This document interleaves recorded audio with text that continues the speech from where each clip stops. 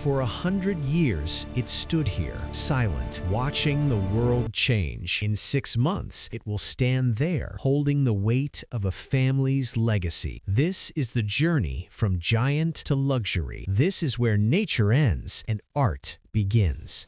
It starts with a walk in the woods, but not just any woods, a library of living timber. We aren't looking for quantity, we're looking for character, grain, age, and soul. This core sample tells us the story, the droughts it survived, the years of plenty. If the story is good, the tree is marked. There is a respect in the fall. It is guided, calculated. There is no room for error. For a moment, gravity takes over. 100 tons of timber surrenders to the earth. Silence returns. The giant has fallen. But this is not an ending.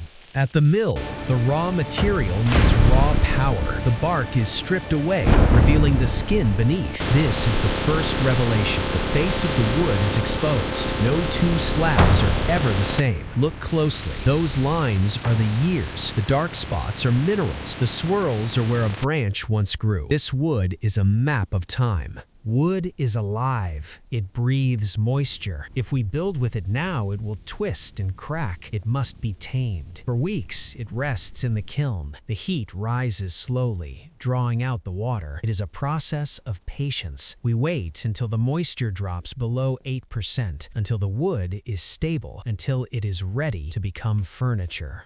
While the wood rests, the vision is born. But in luxury furniture, the design bows to the material. We don't just draw a table and find wood to fit it. We find the wood and let it tell us what it wants to become. The template is placed. The pencil marks are made. The machine will follow these lines, but the human eye decided where they go. This is the digital sculptor, a machine that reads code and cuts with the precision of a surgeon. It carves the joints, it cuts the curves, it does the heavy lifting that would take a man weeks. But look closely. See those ridges, those tool marks? The machine creates the form, but it cannot create the finish.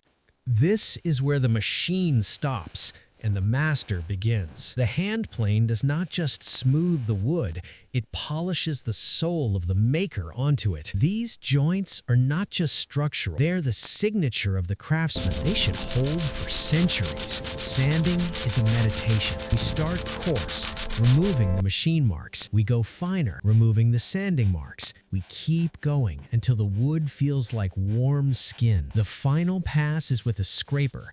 It burnishes the fibers, sealing them.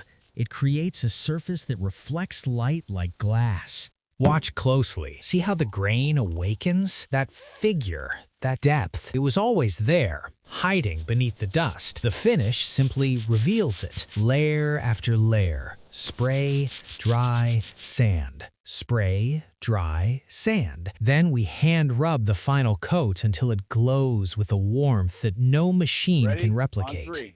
Assembly is the moment of truth. Will the parts become a whole? Listen, that sound, that is not a rattle. That is the sound of precision, airtight, silent. Here, we inspect not just what you see, but what you will never see. The underside must be as smooth as the top. The back must be as finished as the front. That is the mark of luxury.